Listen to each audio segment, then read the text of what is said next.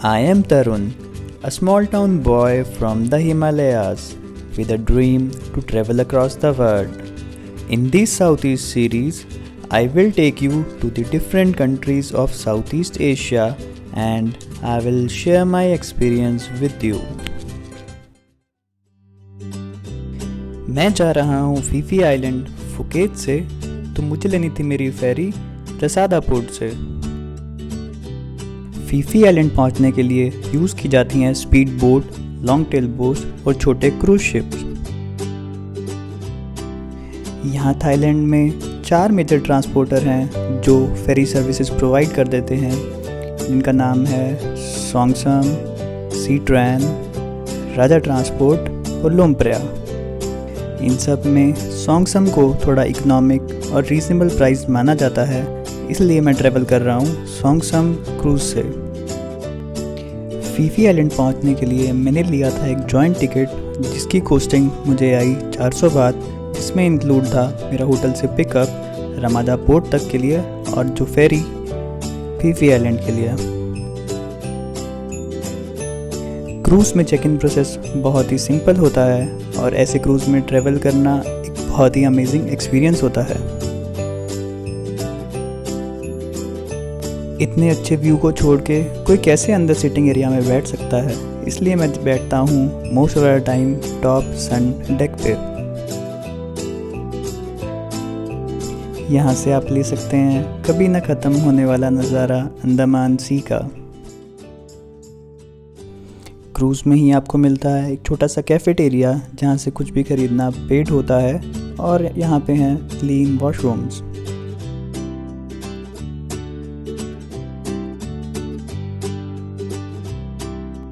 Once you board the cruise, you are free to sit anywhere except drivers cabin में। इस cruise की maximum speed होती है 25 से 30 किलोमीटर पर आवर और लगभग 1.5 घंटे में ये पहुंचाता है रमादा पोर्ट से फीफी आइलैंड के पोर्ट तक।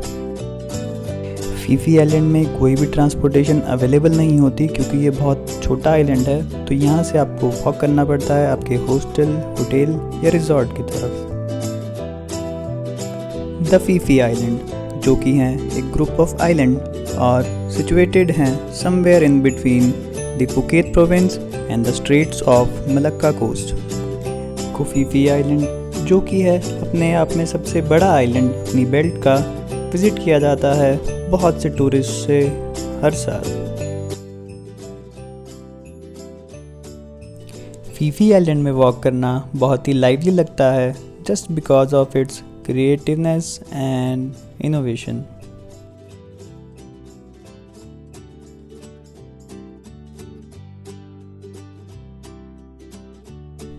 यहाँ आपको मिलेंगे बहुत ही amazing Thai and western cuisine cafes, bars और कुछ इंडियन रेस्टोरेंट्स भी।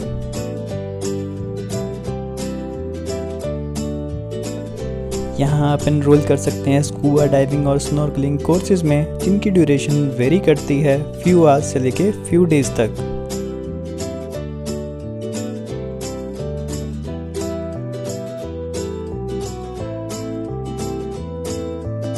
अब मैं जा रहा हूँ फीफी आइलैंड का टॉप मोस्ट पार्ट, जहाँ पे है व्यू पॉइंट 1 और व्यू पॉइंट 2, और यहाँ पहुँचने के लिए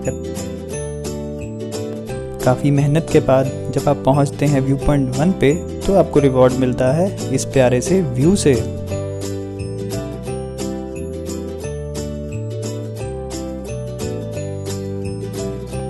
व्यू पॉइंट 1 से 300 मीटर्स की वॉक के बाद आप पहुँचते हैं व्यू पॉइंट 2 पे, जहाँ आपको मिलता है और भी अच्छा नज़ारा। यहाँ अक्सर लोग आते हैं शाम को टू कैप्चर सनसेट।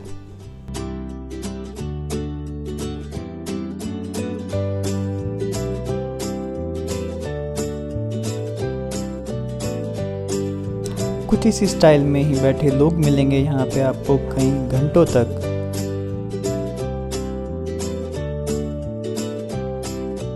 ऐसी लोकेशन पे पहुँच के मन नहीं करता वापस हॉस्टल जाने को, लेकिन जाना तो पड़ेगा ही। फीफी आइलैंड की सबसे पॉपुलर एक्टिविटी है लॉन्ग टेल बोट, या फिर जिसको हम कहते हैं फिशरमैन बोट। उससे जाना हाफ डे टूर और फुल डे टूर्स पे। हाफ डे टूर की कॉस्टिंग आती है लगभग 400 बात, जिसमें इंक्लूड होता है फूड, ट्रैवल और स्नोकलिंग।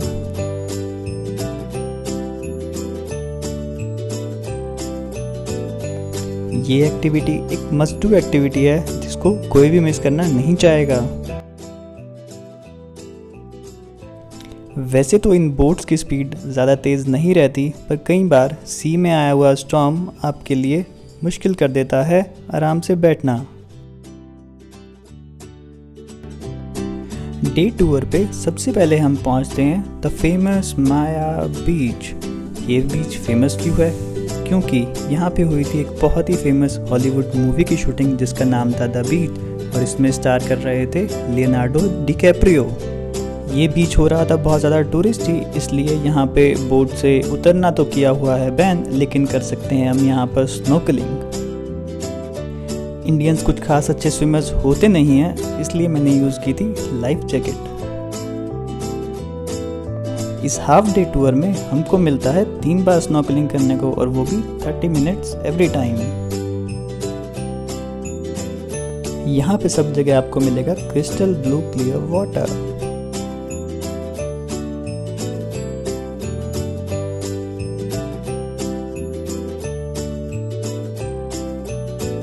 और फिर हम मूव करते हैं नेक्स्ट बोट साइटसीइंग डेस्टिनेशन को।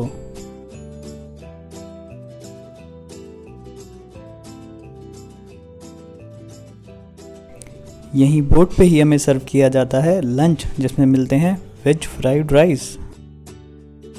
और फिर हम विजिट करते हैं फेमस वाइकिंग केव की तरफ। और लास्ट में बैम्बू आइलैंड के बाद हम पहुंचते हैं मंकीज आइलैंड पे। यहाँ पे हैं बहुत से मंकीज जो हैं भूखे और वो इंसानों के साथ खेलना पसंद करते हैं। ये सब साइट सीइंग के बाद हम रुक करते हैं वापस पियर की तरफ।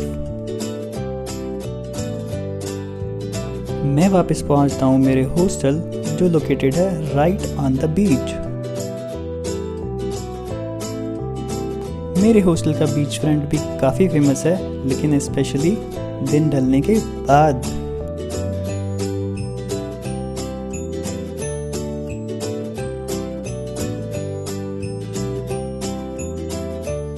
मैं रुका था स्टोन्स बार एंड हॉस्टल में, जहां 8 बजने के बाद शुरू होती है एक अमेजिंग फायर पार्टी। यहाँ लोकल्स परफॉर्म करते हैं कुछ अमेजिंग स्टंट्स, जिनको देखने के लिए पूरे फीफी आइलैंड की भीड़ इकट्ठी होती है स्टोन्स बार में। क्योंकि ये पार्टी बीच फ्रंट पे होती है, तो आप मज़ा ले सकते हैं समुद्र की लहरों का भी। यहाँ पे आपको बोर नहीं होने देते, क्योंकि छोटी छोटी एक्टिविटी करने पे आपको मिलते हैं फ्री शॉट्स, फ्री बियर और फ्री बकेट्स। इस साइकेडेलिक पार्टी को मिल रहा होता है भरपूर साथ एक बहुत अच्छे डीजे का भी। टाइम के साथ साथ एक्टिविटीज का लेवल भी थोड़ा हाई होता रहता है।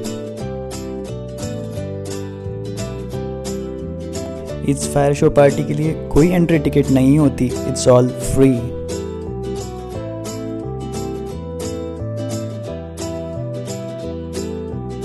यहाँ आप करा सकते हैं रेडियम कलर में अपनी बॉडी पे पेंट भी।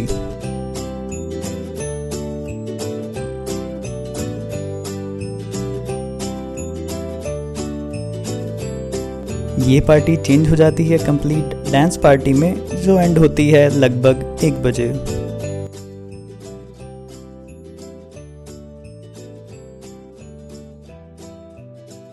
फीफी आइलैंड में बहुत ही रीजनेबल प्राइस में आपको मिल जाती है veg non veg food option, shopping के ऑप्शन, और साथ ही स्टे भी यहाँ पर कोई ख़ास महंगा नहीं होता है।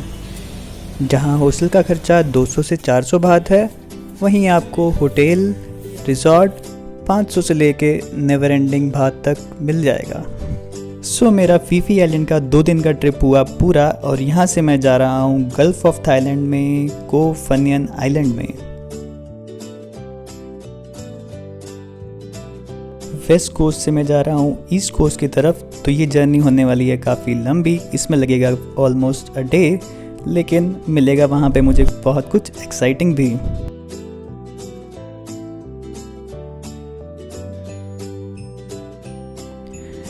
Thank you guys for watching this video. ये मेरी पहली वेब सीरीज है, so if you like this video and looking forward to more of them, then please hit the like button and do subscribe my channel. Also, you can follow me on Instagram with the link in description. And don't forget to share it with more people so that they can also live their dream. तो दोस्तों मिलते हैं कोफनियन में।